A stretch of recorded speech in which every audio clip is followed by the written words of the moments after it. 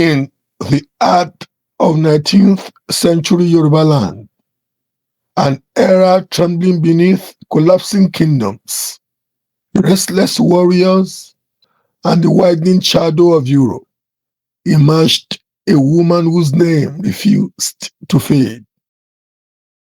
Our story is carved in fire, fortune, in cunning and courage, in acts that made her adored by many, fed by more, and judged by history itself.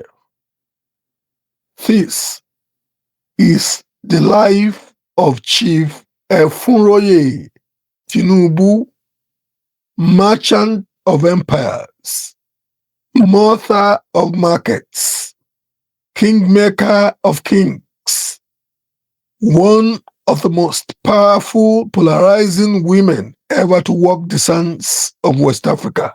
Before she became a storm, she was a whisper on the river Oshun.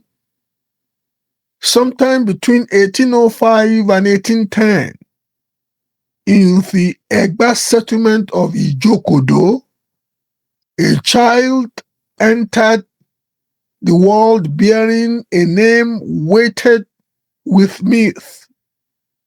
Efunporoye Oshun Tinubu.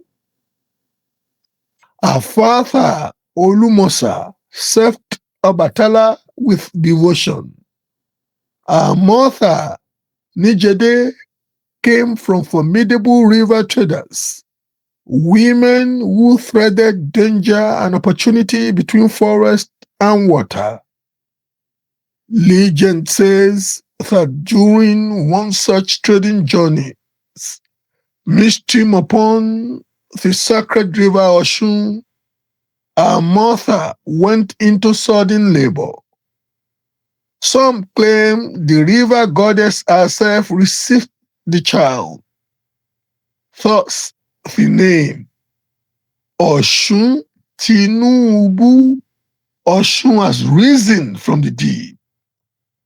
A child born in motion, born into enterprise, born marked by destiny. Our innocence was brief.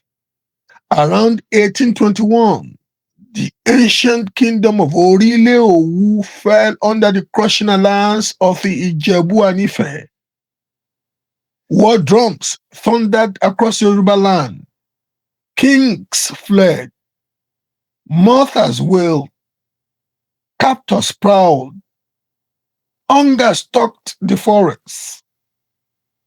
Among the displaced were the Owu Egbas, ancestors of today's Owu people, wandering from town to town, fighting chains and chasing survival. Tinubu became a refugee before she even understood the world. By 1830, under the leadership of Chief Shodeke, the Egba carved a new beginning from the granite around Olumoro. They called it Abeokuta. By then, Tinubu had already married, born 2 sons, and tasted profound grief, burying both her husband and her mother. She was barely in her 20s, yet life had already revealed its ruthlessness, its fragility, and its first demand for resilience. In 1833, destiny slipped once more into her path. Oba Adele Ajosun, exiled King of Lagos, proud yet battered, visited Abeokuta. There he met the young Egba widow with sharp intellect, bold confidence, and a quiet fire that set her apart. Their marriage transformed her life forever. Tinubu followed Adele to Badagry, century of Lagos royalty since the era of Akishemoyin. There, among exiles, she began her accent. Her grandmother's lessons blossomed into an empire: salt, tobacco, firearms, palm produce, and controversially, slaves. Our wealth rose like tidewater. Our alliances multiplied, and with each negotiation, she stepped closer to the turbulent heart of Lagos politics. The throne of Lagos had been a battlefield long before British gunfire ever touched its shores.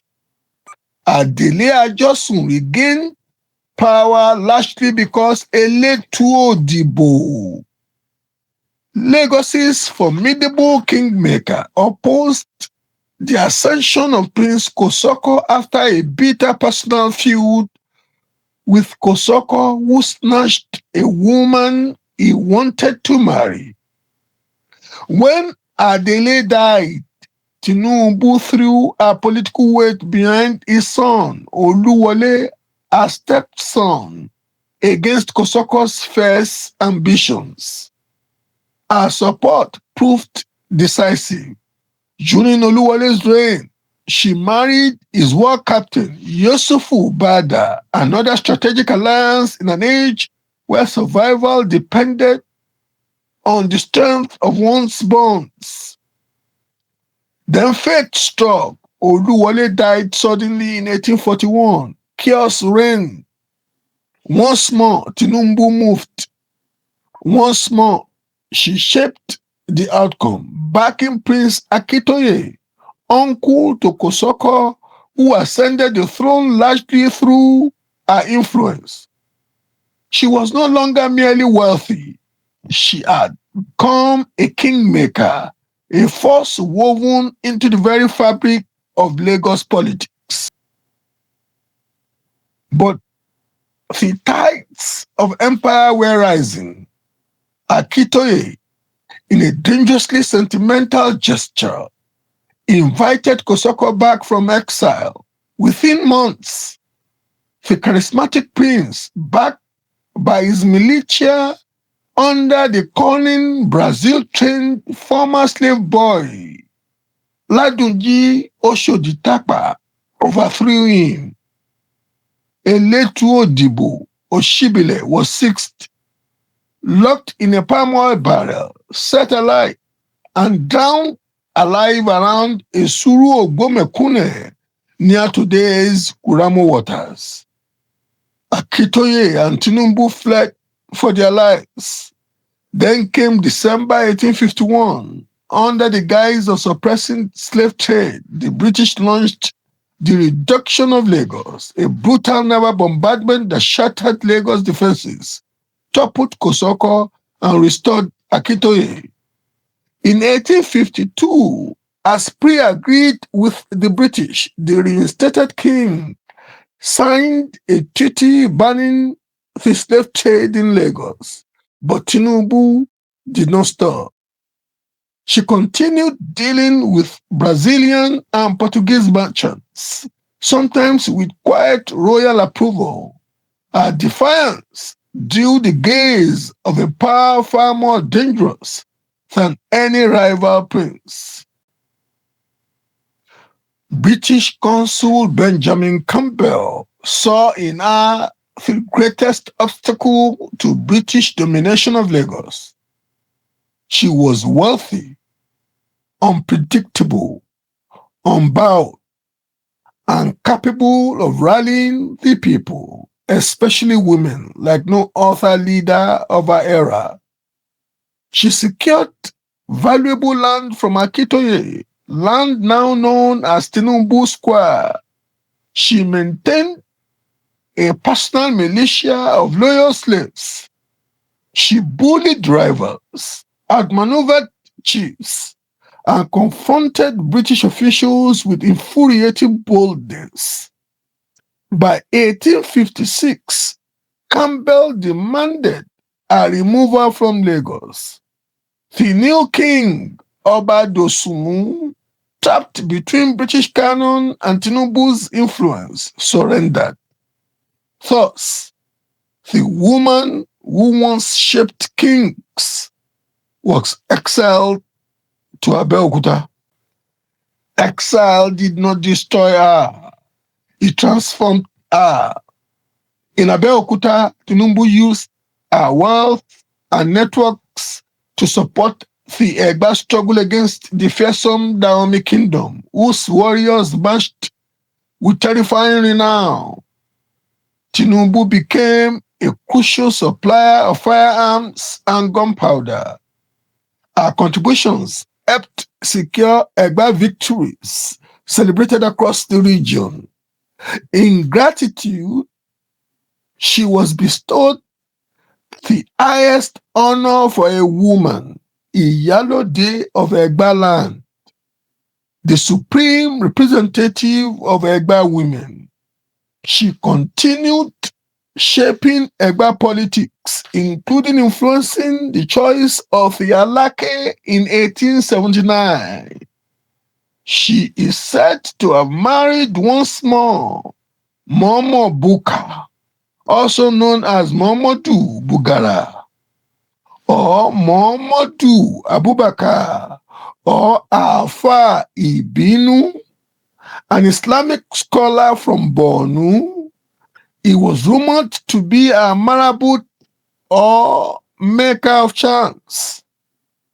He belonged to the Shakiti faction of Mosalashi Yongba, a division within Lagos Central Mosque. After Tinubu's banishment, he married Madam Aminatu into a house located on today's Tinubu Square, and she bore Saka Tinubu, the progenitor of the now famous Lagos Tinubu family. He reportedly instructed all his children from his other wives to adopt the Tinubu name, ensuring her legacy endured through choosing lineage, despite her having no surviving biological child. Even in exile, she remained a matriarch of consequence. But every giant casts a shadow. Tinubu's life was fueled by fierce ambition and ruthless pragmatism, virtues in our time, yet vices in ours. Historians recount chilling stories. When accused of selling a young boy into slavery, she reportedly replied, "I have a large household to fill. I need money to do that." In another account, during a failed negotiation with the Portuguese slaver Domingo Martinez, she allegedly declared she would drown the slaves rather than sell them at a discount. These accounts force history to confront her fully. Her brilliance and her brutality reflected a world where survival, commerce, and cruelty were bitterly intertwined. Her defiance of British authority became legion. She insisted Lagos and Egbaland must not kneel before foreign power. Yet her banishment marked the slow unraveling of indigenous dominance. Without a formidable presence, British influence seeped deeper into Lagos politics and commerce. Some say she often returned close to Lagos, managing business through loyal agents and slaves, many bearing her name, from a vast kolanut plantation stretching from today's Igbobi, from Igbo Obi kolanut forest in Shomolu to Idiaraba in Mushin. But the age of African autonomy was fading. A chapter in Lagos's destiny was closing. Madam Efunroye Tinubu died in 1887 in Abeokuta, far from the city she once mastered, yet still honored by those who remembered her strength. She was buried in Ojokodo quarters, not far from where her childhood had unfolded. Today, Lagos immortalizes her in Tinubu Square. Her statues in Lagos and Abeokuta preserved her presence, commanding, enigmatic, unforgettable. Her life inspires. Her life unsettles.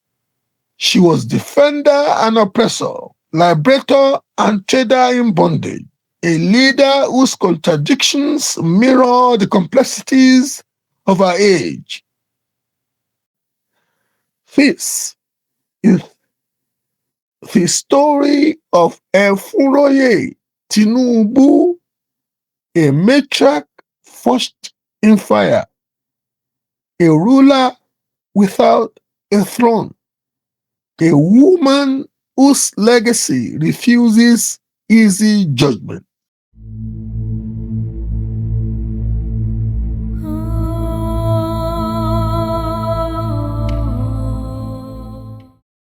Missing fresh African vegetables?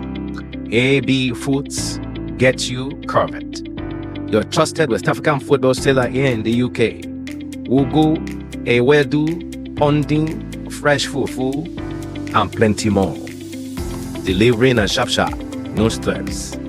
Every fresh, organic, and pocket friendly. From just £1.20, you'll fit grab your favorite, plus reduced shipping as street discount on big orders. Just visit abfoodsfv.com. Collect for warehouse or make we deliver at your doorstep. AB Foods, bringing the flavor of Africa straight to your table. No darling. Order today.